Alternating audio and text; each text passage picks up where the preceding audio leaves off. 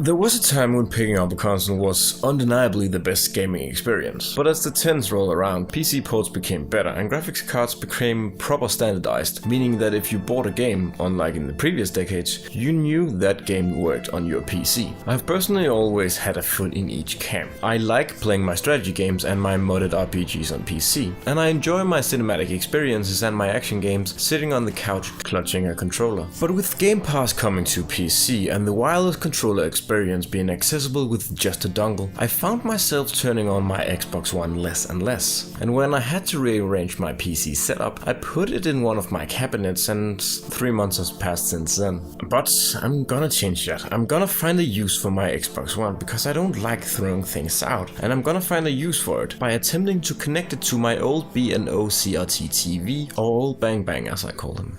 Welcome to my Xbox One on a CRT adventure.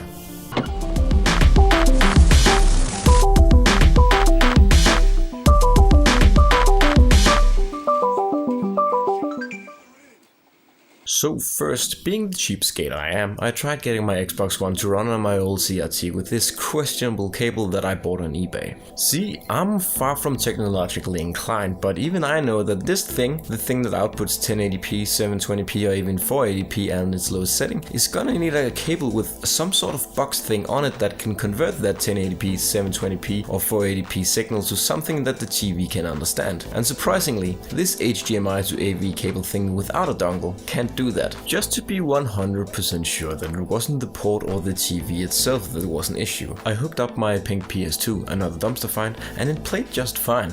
After doing some research, I concluded that I needed a cable with a box thing on it, so I ordered one of those, and when it arrived a few days later, I was reminded that I also needed a SCART cable, which of course I do not have because I threw all mine out 6 months ago thinking that I would never need one of those again. Throwing things out that I don't need and then finding a need for them shortly after throwing them out is and will forever be my curse.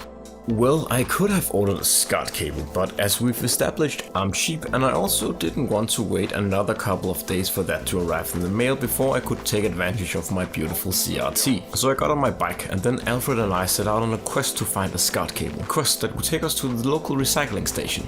Alfred is my dog, by the way, and he's the dog in the footage you're seeing. He's a working spaniel and the ideal dog for me and my dumpster diving adventures. But enough about my mutt. As we come around the bend in the road, we are almost at the dump. I would show you the dump itself, but I saw someone there that I knew, so I panicked and turned off my camera because I'm not ready to share my YouTube persona with my real life acquaintances. But to make up for it, here's an unrelated shot of the electronics bin where I find cool things. And yes, I did find a SCART cable in the electronics bin. There was a DVD player that had been shocked and it had a SCART cable still attached, so I liberated the cable and took it with me home. And I hooked it all up and voila, we have an Xbox One on a CRT.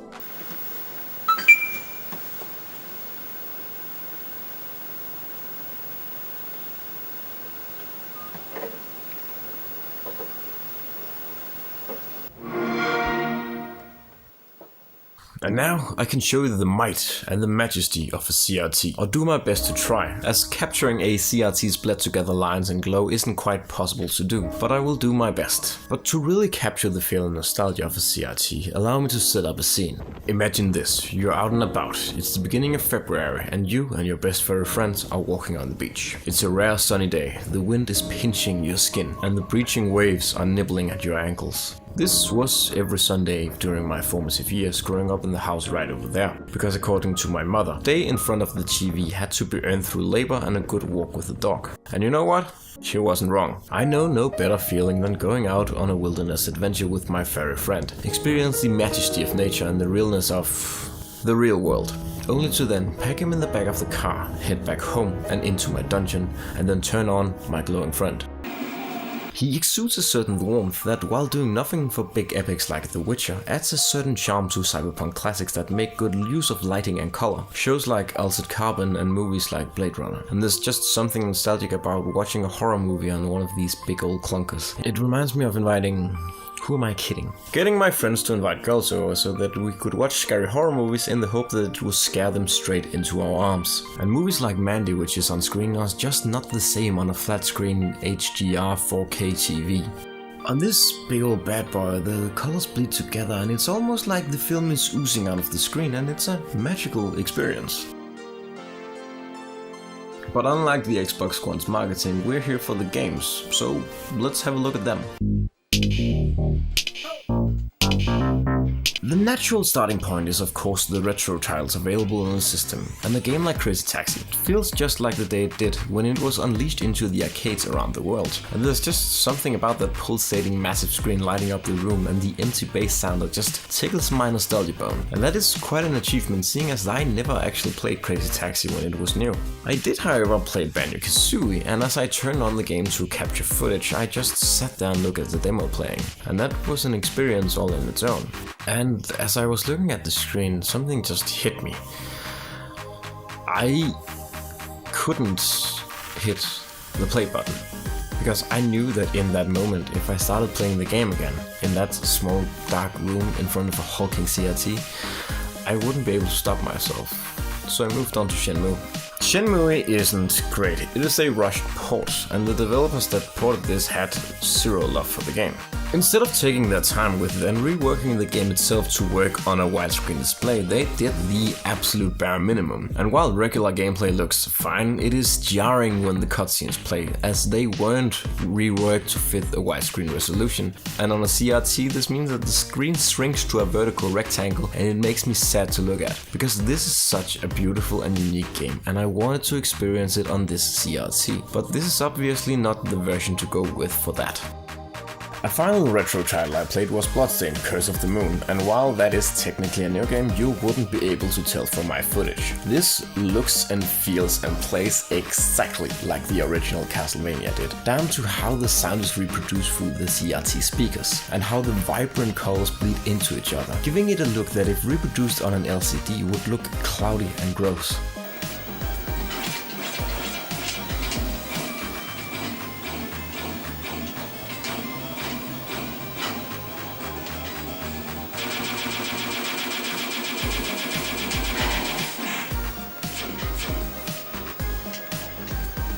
Moving on a couple of generations, I next tried some backwards compatible Xbox 360 games, and here I discovered something interesting. The Xbox 360 right out of the box came with the red, white and yellow RCA cables, as was the standard for media units when it launched in 2005. Due to this, my thinking was that the system would be perfect for CRT, especially earlier titles on the system, as they were released in a period of time when CRTs were still around, and therefore probably accounted for that in their design. I was wrong. Older titles like GTA 4 released in 2007 and Oblivion released in 2006 were horribly muddled messes that were a chore to navigate through. This didn't. Objects were hard to make out, the browns and the greys bled together on screen, and playing through either was like walking through a dirty, gross mess. Speeding down a street in GTA 4 was almost impossible, as incoming objects didn't properly materialize from beyond the pixely haze until it was too late to swerve out the way. And the deep, dark, dank dungeons of Oblivion that are occasionally hard to make out on a modded system was even harder on the CRT. And due to the enemies blending into the background, it was more like fighting off a bunch of chameleons with pokey sticks than it was fighting off a gallery of colorful fantasy creatures. Curiously though, as I moved on to the games released in the 2010s, things became better.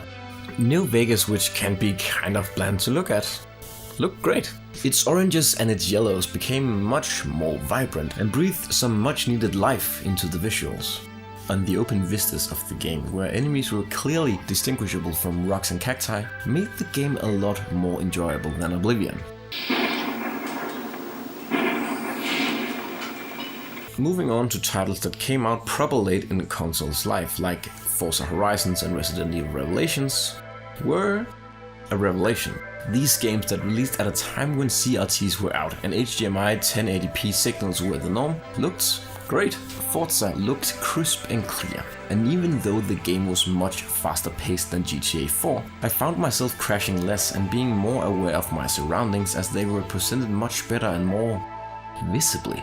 And Resident Evil Revelations, let me tell you, this game is so bad. It's so dumb. The part on the ship that looks like fun, well, that is fun, but it only makes up 1/3 of the game, and the rest is stupid filler where you control dumb characters through dumb subplots and flashbacks and flash forwards, and it's a fucking drag. But gosh, this CRT makes me almost want to go through the entire game again, because the curved nature of the CRT and the 4:3 aspect ratio makes this already claustrophobic game set in tiny corridors on a ship an even more claustrophobic game set on tiny corridors on a ship, and I loved every second that I got to play of this. And even though I know all the enemy placements more or less, I still found myself being a tad nervous as I made my way around every corner.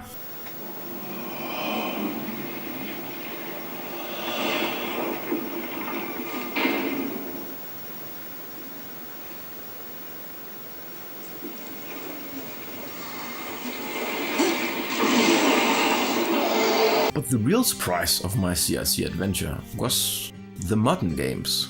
While font sizes in indie darlings such as Tacoma and The Outer Wilds proved to be a challenge to interpret, and games like The Witcher 3 seem to be a little bit too cluttered, I'm sure that these are obstacles that I could have overcome if I sat closer to the screen. Despite these challenges to overcome, these games on a CRT, these games on my CRT, these games on my old high-end B&O CRT from 1996 look amazing.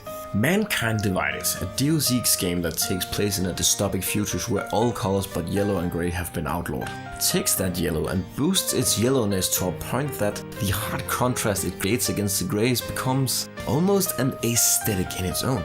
And while I've stated this several times in this video, the feeling of actually feeling the glow of a CRT and a specific color is transformative. It turns this game that I otherwise don't really like into an experience that I have a hard time putting down.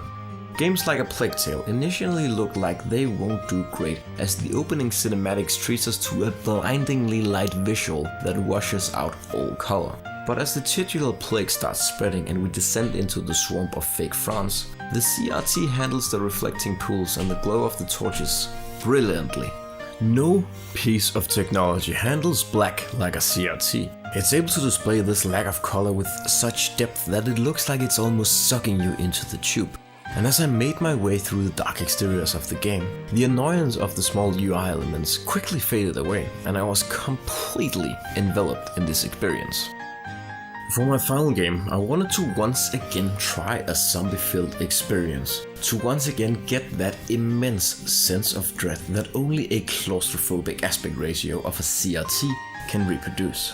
I found this experience in World War C, an otherwise mediocre Left 4 Dead clone that I can only really recommend to those suffering from motion sickness from playing first-person games, or to those that have completed every map in Left 4 Dead 2 on every difficulty in every game mode multiple times. Because while World War C is a Left 4 Dead clone, it isn't a perfect one. It's more like attempt 57 out of 271, where Left 4 Dead's AI director adapted to the actions of the players and balanced out the number of zombies and weapons accordingly.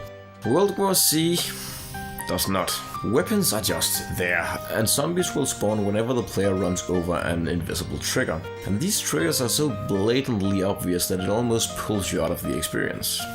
I say almost, and I'm sure that if I was playing this on an LCD screen, I would say completely. But I played this on a CRT, and on a CRT the bad AI design became white noise pretty quickly. Creeping through the bright mall was like watching the remake of Dawn of the Dead for the first time. And the aspect ratio, you know, the ones that's claustrophobic? Yeah, I might have mentioned that feature once or twice throughout this video. That feature hides a lot of the game's bad design choices. And would you look at these vibrant reds? There's no amount of bad game design that can sour the experience of a red this vibrant. Wolf gonna attack!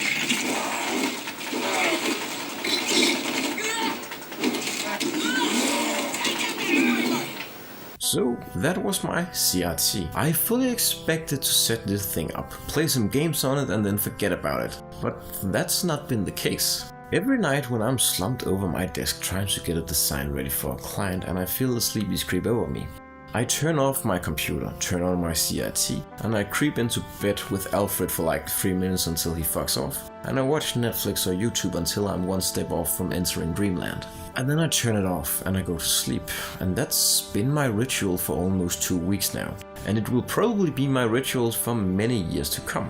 There's just something comforting about that glow it emits. And if you have a CRT and a modern console, I think you should introduce the two. And if you're thinking about getting a CRT, I think you should do that.